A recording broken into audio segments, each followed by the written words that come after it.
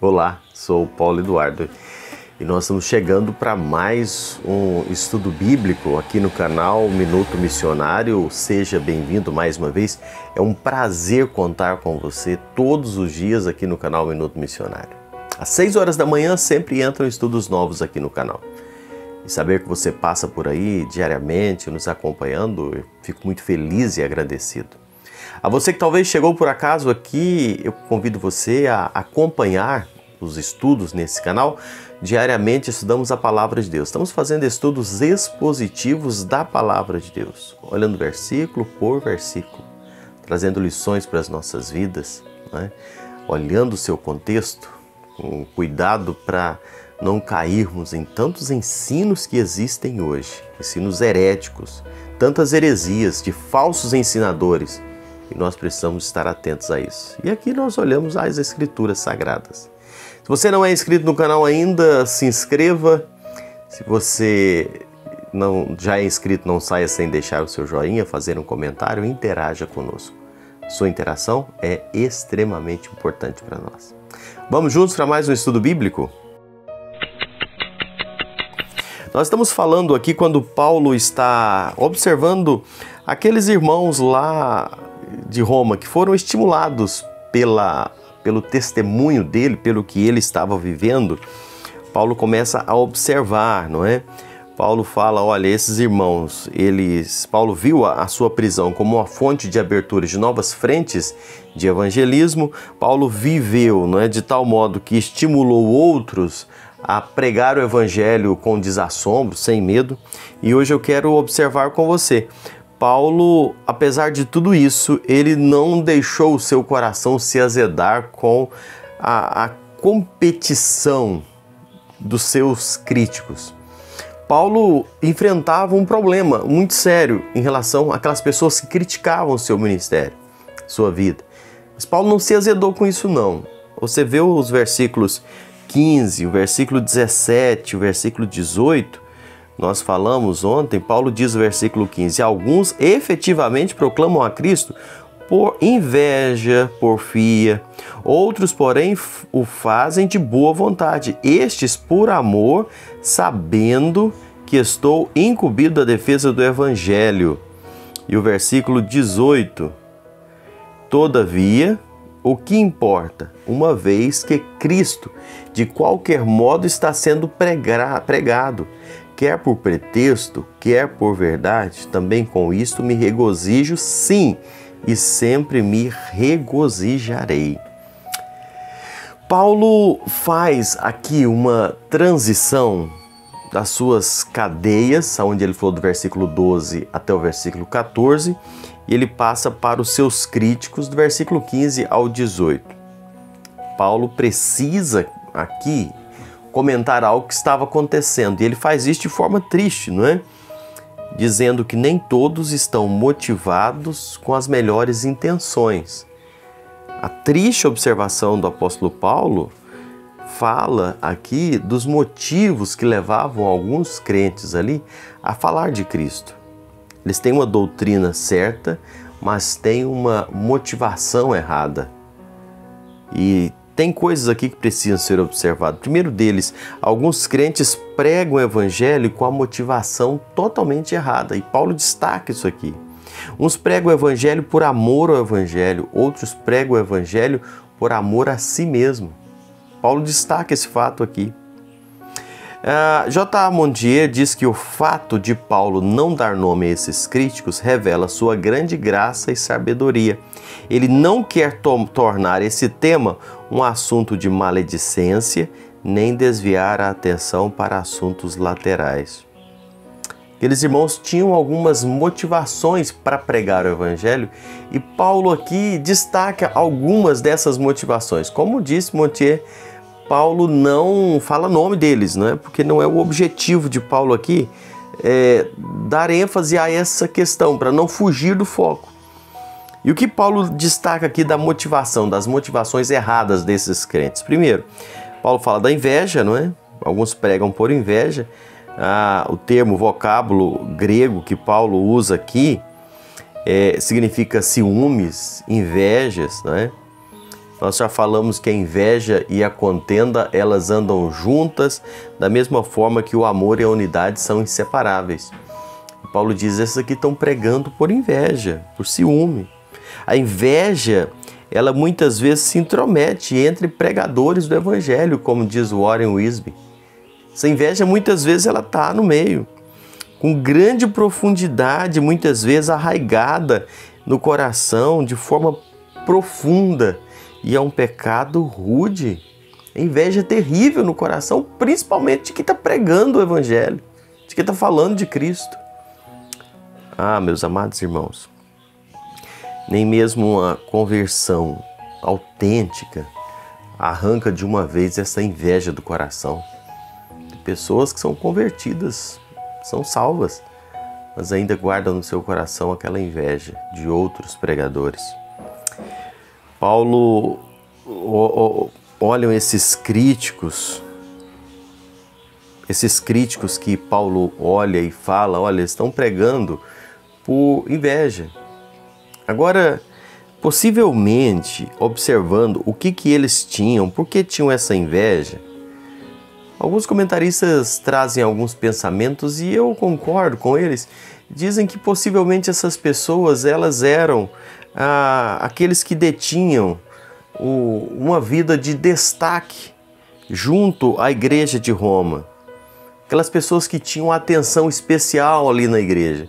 E com a chegada de Paulo, eles caem agora para segundo plano. Eles ficam relegados a uma função de menos importância, porque Paulo chegou lá em Roma e começa a chamar mais atenção. E no coração deles surge a inveja. No coração daqueles líderes de Roma ali, possivelmente. E Paulo fala, estão pregando hoje, infelizmente, por inveja. E Paulo traz essa exortação. E é uma coisa que nós precisamos pensar e fazer um autoexame. Será que muitas vezes nós não estamos sendo motivados por inveja?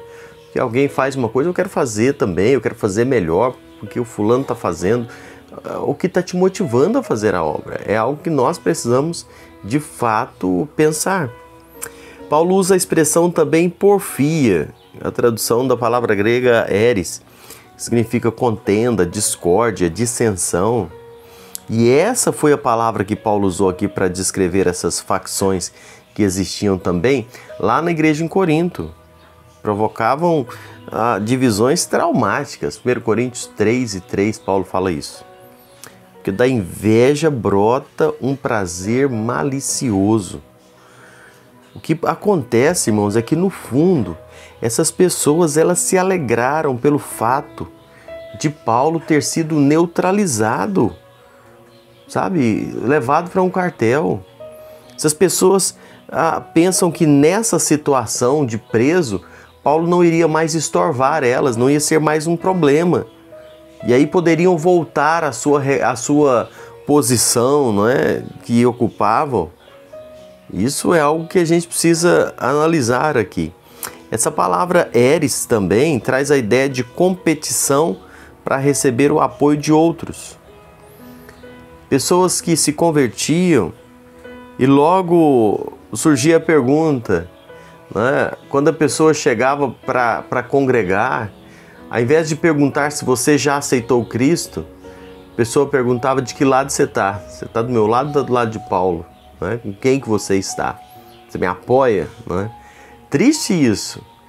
Isso gera uma situação deprimente na igreja. A pessoa deve servir a Deus. Ela deve estar na presença do Senhor. E não se ela está do lado de Paulo ou do lado de outro ou de aquele. Né?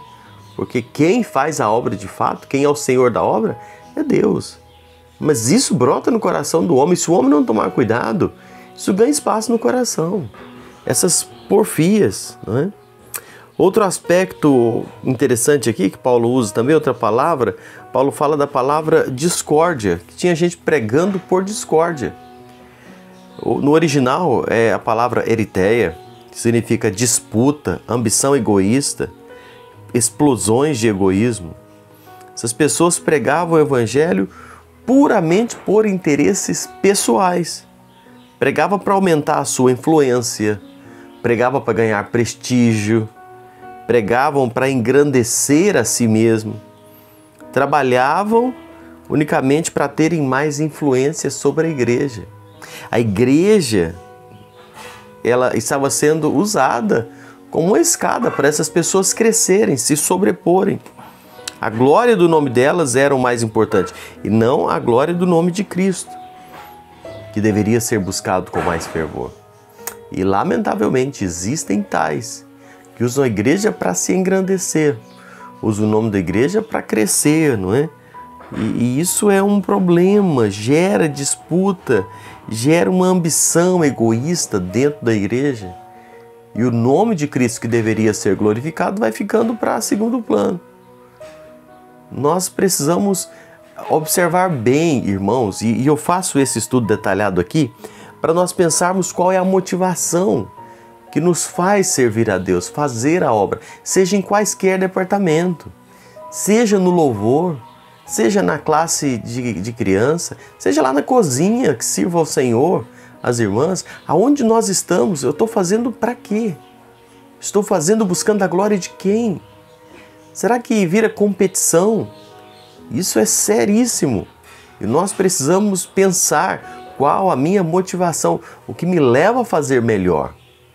E terminando aqui, não é? A gente observa Paulo trazendo essas observações. Paulo fala ainda da sinceridade, não é? Ele usa a forma negativa de agnos, né? Dá a entender algo impuro e insincero. Aquelas pessoas faziam as coisas mais sublimes, mais santas do mundo, que é pregar o evangelho, mas com intenções obscuras, nebulosas, procurando uma promoção pessoal. O culto à personalidade é um pecado que ofende seriamente a Deus, porque toda glória dada ao homem é glória vazia. E eles pregavam o evangelho sem sinceridade. Eles olhavam o que Paulo estava fazendo com uma repulsa e faziam para si engrandecer. E o último aspecto aqui, a gente termina observando eles falando que eles desejavam, não é, suscitar tribulação a Paulo. A palavra que Paulo usa aqui, a palavra tílips, significa pressão, fricção, que vem do verbo pressionar, não é? Por estarem doentes espiritualmente, eles queriam que Paulo também ficassem como eles.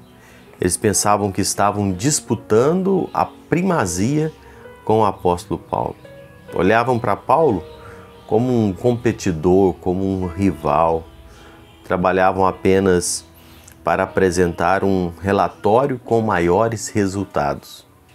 Lamentável isso. Pessoas que ficam disputando, não é, a obra. Esses pregadores interessavam-se mais na sua reputação do que com a mensagem. Eles ficavam felizes quando podiam fazer mais do que os outros. Então, as limitações de Paulo preso davam um prazer mórbido para aqueles homens ali. As cadeias de Paulo eram para eles motivos de alegria.